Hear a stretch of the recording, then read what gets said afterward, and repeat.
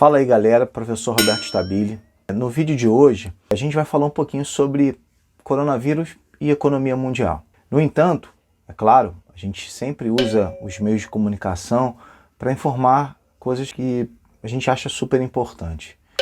E uma das coisas mais importantes hoje é a permanência em casa. É você cumprir o que a gente chama de quarentena. Não saia para lugar nenhum, realmente tem que ficar em casa. Os exemplos maiores são aqueles países que hoje estão sofrendo demais com a propagação do Covid-19. Bom, fica um recado, é claro, a gente sempre tenta utilizar os meios de comunicação para conscientizar a população e eu acho que isso para os nossos parentes, avós, pais, isso é super importante. Bom, como eu tinha comentado no início do vídeo, nós vamos falar um pouquinho sobre economia, coronavírus e economia.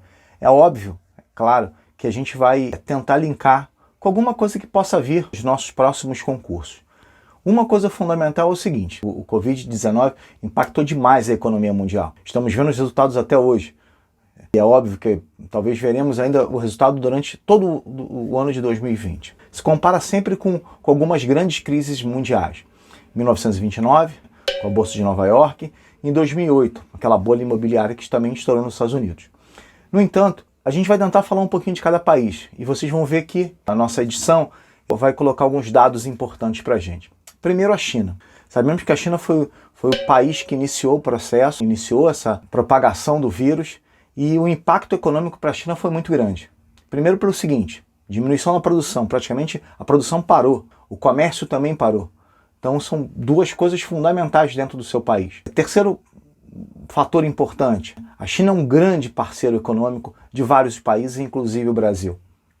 Mais ou menos, por volta de 18%, 19% da economia mundial é a participação da China. Como a gente fala numa economia, a previsão de crescimento da China para esse ano é 4,9%. Aí você fala assim, pô, mas é muito, Roberto, incomparável ao Brasil. Sim, mas a China ano passado, por exemplo, cresceu aproximadamente 6,1% e foi um crescimento baixo em relação aos últimos 29 anos da China. Já que a China cresce 7, 8, 9, 10, 11, dependendo de se pegar o histórico da China de crescimento, foi mais ou menos isso. Então o impacto da China foi muito grande. E nós sabemos que numa economia globalizada, onde todos estão integrados, certamente os outros países também vão sofrer. E aí eu venho para o exemplo do Brasil. O Brasil está sofrendo muito economicamente com isso. Primeiro pelo seguinte, as nossas exportações, as nossas importações de uma certa forma se limitam com essa demanda. O nosso comércio, a nossa produção interna também é um aspecto. Tanto que a economia brasileira tinha uma previsão de crescimento de 2,7, 2,5. Ontem, na verdade eu estou falando ontem para quem assistiu o vídeo, foi uma sexta-feira, a proposta foi para 0,2 de crescimento da economia brasileira. Isso para o Brasil é muito ruim, tanto que impactou diretamente nas bolsas de valores. O outro aspecto importante é que, por mais que o Banco Central brasileiro tentasse reduzir a taxa de juros, e nós chegamos a 3,75, um número impressionante, né, histórico para o Brasil em relação à taxa de juros, ainda a proposta de crescimento é muito baixa. Tá?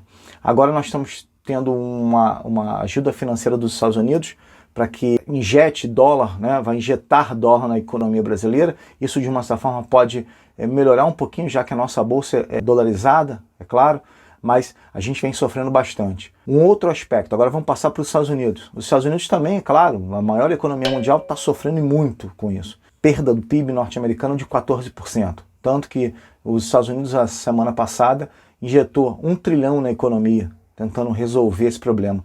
E, na verdade, quase copiou o que a gente chama de Plano Marshall. Vai distribuir para os países, inclusive o Brasil, mais ou menos 450 bilhões de dólares para recuperar a economia desses países ou para tentar fazer com que esses países continuem rodando a sua máquina, né? Não só o Brasil, mas Coreia do Sul, Dinamarca, Singapura e entre outros países. São 9 países que os Estados Unidos, de uma certa forma, escolheu para manter uma economia forte, para tentar manter uma economia rodando, vamos colocar dessa forma. Infelizmente, é claro, a gente sabe que a proporção que o vírus tomou causou um impacto muito grande para a economia mundial. E aí eu vou dar só um exemplo. Na Arábia Saudita, Meca, a peregrinação de Meca é muito visível no cenário mundial, assim, os árabes vão para lá e certamente o governo árabe proibiu, de uma certa forma, essa peregrinação. mostrando que não só a economia, mas o aspecto relacionado também à religião foi impactado. Por último, galera, a União Europeia. Hoje, praticamente o centro, o foco do Covid-19, da manifestação do vírus de uma certa forma, a União Europeia vem sofrendo demais. A economia europeia, praticamente, a gente está falando da União Europeia, mas a economia europeia num todo vem sofrendo um baque muito grande, tanto a redução do produto interno bruto, quanto as questões relacionadas à própria circulação de pessoas. Vou dar um exemplo para vocês. O espaço Schengen, que é o espaço que cuida da circulação das pessoas, tanto dentro da União Europeia, com países que também são convidados, está fechado por 30 dias, evitando a imigração, né, turistas, etc. Ou seja, é um aspecto muito complexo para a gente entender. A economia europeia, por exemplo, está uma proposta de crescimento de 2% somente, e era um crescimento muito maior. Os países estão sendo afetados diretamente com essa restrição de circulação da população, e é óbvio, impacta o comércio, impacta a indústria. São aspectos bem relativos a essa demanda econômica. E muita gente fala já de recessão global. Por isso que os Estados Unidos estão se movimentando para tentar resolver isso, colocando dinheiro em alguns países, de uma certa forma, tentando ativar a economia. Os Estados Unidos, por exemplo, reduziu a sua taxa de juros, o Fed, né, o Banco Central Norte-Americano, reduziu a sua taxa de juros em 0 a 0,25, praticamente nula, para tentar fazer com que os investidores procurem novos espaços, procurem outras áreas para investir, que tenham juros um pouco maior, e injetar um pouquinho, já que os índices futuros norte-americanos estavam caindo. Bom, galera, infelizmente, é claro, a gente queria estar trazendo notícias importantes, como o crescimento da economia brasileira, o crescimento da economia mundial, mais comércio, mais emprego, mas o que a gente está vendo, de uma certa forma, relativo principalmente a isso, é a queda das economias, como o desemprego, né? E ainda mais que nós colocamos, tem um vídeo nosso no canal, com o conflito entre a Arábia Saudita e a Rússia em relação ao petróleo. Então, mais um fator que fez com que economias mundiais sofressem o baque da queda do preço de petróleo. São todos esses fatores que mostram o que é realmente a globalização.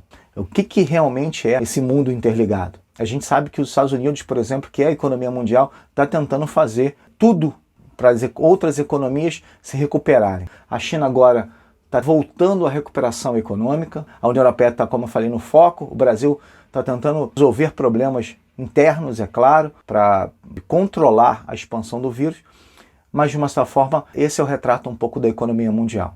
Galera, foi um prazer muito grande estar aqui com vocês, e novamente, peço que todos fiquem em casa, vamos tentar controlar isso, para que a gente volte à nossa vida normal o mais rápido possível. Como eu sempre falo, um prazer muito grande estar aqui com vocês. Se inscreva no canal, ative lá o sininho e vamos trabalhar essa semana para que vocês se mantenham informados. Um prazer, um abraço a todos.